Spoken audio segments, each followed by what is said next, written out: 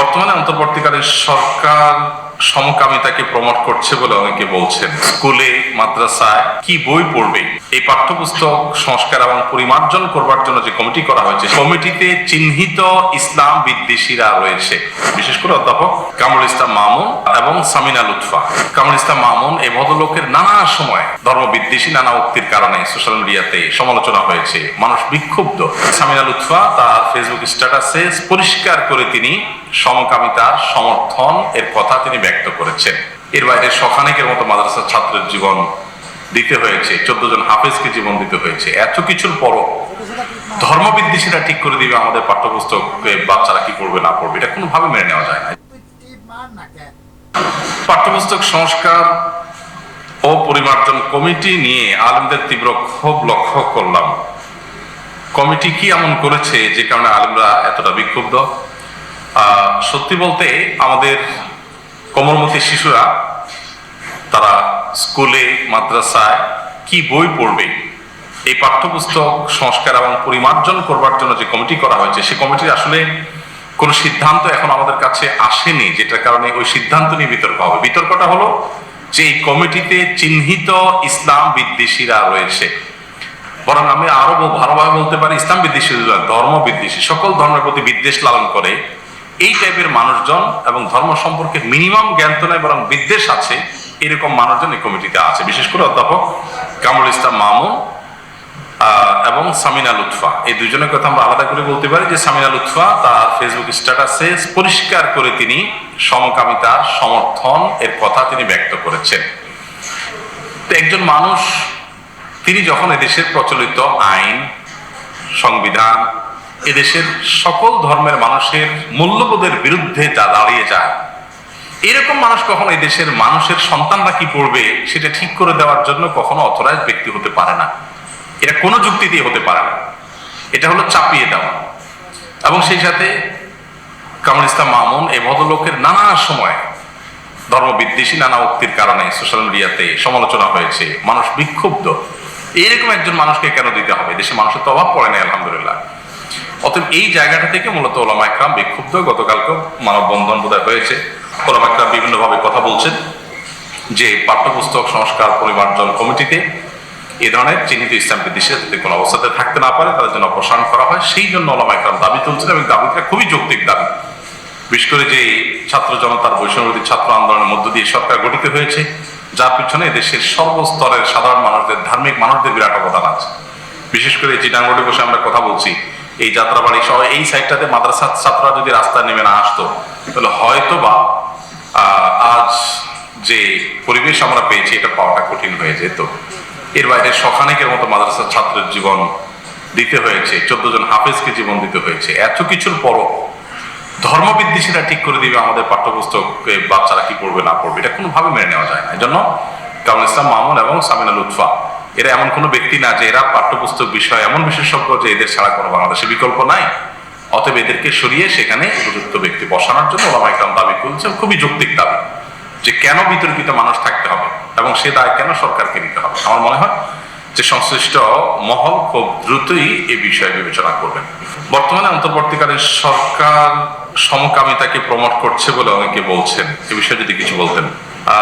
সরকার সমকামিতাকে promote করছে কিনা এটা বলতে পারবো না, কারণ সরকারের দায়িত্বশীল কোনো ব্যক্তিবর্গ এরকম কোনো কাজ করেছেন বলে আমি জানি না। তবে এটা ঠিক যে যারাই যখন ক্ষমতায় আসে তাদের ঘাড়ের উপর আমাদের দেশে থাকা কিছু বিদেশি এনজিও গুলো তাদের ঘাড়ের উপরে ভর করে আমাদের সমাজে নানা নষ্টামি ঢুকানোর চেষ্টা করে। শত শত কোটি, হাজার হাজার কোটি টাকার ফান্ড এদেশে আসে এই সমস্ত অপসংস্কৃতি, এদেশের সকল ধর্মের মানুষের মূল্যবোধ পরিপন্থী বিষয় এদেশে মানুষকে পুশ করাবার জন্য। মালয়েশিয়ানরা এক্ষেত্রে দারুণভাবে প্রতিহত করেছে এটাকে। আপনারা জানেন যে মালয়েশিয়াতে যদি সমকামিতা অপরাধ কেউ করে, এটা তো পরের কথা, সমকামিতার যে সিম্বল আছে 6 রঙের রংধনু, এইটা যদি কেউ ধারণ করে গড়িতে, পোশাকে, আশাকে বিভিন্নভাবে, তাহলে তার কয়েক বছর জন্য সশ্রম কারাদণ্ডের আইন আছে। এইরকম কড়াকড়ি ভাবে তারা এটাকে প্রতিহত করে দিয়েছে, আলহামদুলিল্লাহ। তো আমাদের দেশে মানুষকে সজাগ থাকতে হবে। আমরা কোনোভাবেই এই জিনিসটাকে আমরা সহ্য করব না। এখানে একটা সূক্ষ্ম পার্থক্য আছে। অনেকে মনে করেন যে ভাই জেনা ব্যভিচার কত মানুষিত করতেছে, তো কেউ যদি সমকামিতা করে তো এটা তার ব্যাপার। বিষয়টা হলো যে জেনা ব্যভিচার যে করে সে নিজেও জানে এটা পাপ, অপরাধ, তার ভিতরে অপরাধ বোধ আছে। অপরাধ বোধ নিয়ে অপরাধ করা আর একটা জিনিসকে রাইট বা অধিকার মনে করে অপরাধ করা, দুইটার ভিতরে আসমান জমিন পার্থক্য। একটা অন্যায়কে যদি কেউ নিজের অধিকার মনে করে সে মুসলমানই থাকে না, আর একটা অন্যায়কে যদি কেউ অন্যায় মনে করে করে তাহলে আশা করা যায় আল্লাহ তাআলার কাছ থেকে সে মাপ পেতেও পারে। দুইটা আসমান জমিন পার্থক্য। বাংলাদেশ রাষ্ট্রের অস্তিত্বকে স্বীকার করে আপনি এখানে কোনো অপরাধ করেছেন, আপনার বিচার হতে পারে, কিন্তু আপনি বাংলাদেশ রাষ্ট্রের অস্তিত্বকেই স্বীকার করছেন না, বিষয়টা খুব ভয়াবহ। তো সমকামিতাকে যারা রাইট হিসেবে প্রতিষ্ঠা করার অপচেষ্টা লিপ্ত, তারা যখনই এদেশে যখন কোনো সরকার আসে সেখানে তারা অ্যাগ্রেসিভলি সেটাকে পুশ করার চেষ্টা করছে। এদেশে অনেকগুলো এনজিও, বড় বড় এনজিও আছে যারা এখন রাগ ঢাক না করে খুল্লুম খোলা আমাদের দেশের প্রচলিত আইন বিরোধী, সকল ধর্মের এদেশের মানুষের মূল্যবোধ বিরোধী এই মানে কুকর্মকে, এই নোংরামিকে তারা রাইট হিসাবে দাঁড় করিয়ে এটাকে এস্টাবলিশ করার চেষ্টা লিপ্ত। ওই যে বিদেশিদের কাছ থেকে টাকা পাওয়া টাকাকে তারা হালাল করার জন্য আপনার আমার সন্তানকে ধ্বংস করা, এই নীল নকশা বাস্তবায়ন করছে। প্রত্যেকটা মানুষকে সজাগ থাকতে হবে। সরকারের প্রতি আমাদের উদাত্ত আহ্বান থাকবে এবং আমরা বলতে চাই আপনাদেরকে যে আপনাদের উপরে বিদেশিদের চাপ থাকুক এবং তাদের এই দেশীয় দালালদের চাপ থাকুক, জনগণের পালস, তাদের চিন্তা চেতনা, তাদের মূল্যবোধ বিরোধী কোনো কিছু চাপিয়ে দিতে চাইলে সেটাকে জনগণ খুব ভালোভাবে প্রতিহত করবে ইনশাআল্লাহ। এবং একজন মুসলমানও বেঁচে থাকতে এই অন্যায়কে দেশে এস্টাবলিশ করতে দিবে না ইনশাআল্লাহ।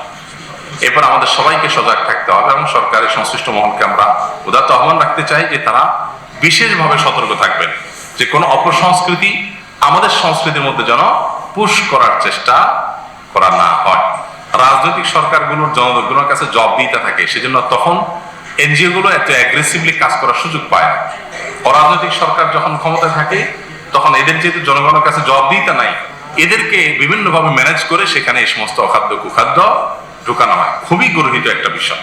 বিদায় বিষয় আমরা ইনশাআল্লাহ সবাই যার যার জায়গা থেকে সতর্ক থাকবো। আমি আপনার সাথে জুলাই থেকে যোগাযোগ করার চেষ্টা করছি। একজন গ্রাম ডাক্তার, আমার ফার্মেসি ও মুরগির ফার্মেসির ব্যবসা আছে। কয়েক মাস আগে মুরগির ব্যবসা লসের কারণে অনেক টাকা ঋণ হয়ে গেছি। ভাই, আসুন্নাহ ফাউন্ডেশন কোনো ব্যক্তিগত সহযোগিতা করতে পারে না।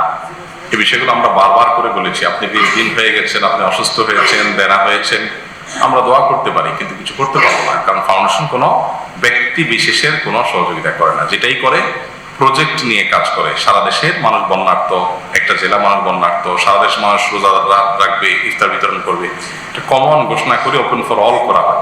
কোনো পার্সনের আবেদনকে আলাদা বিবেচনা করার সুযোগ আমাদের কাছে নেই। এই জিনিসটাতে আমাদের সীমাবদ্ধতা আছে।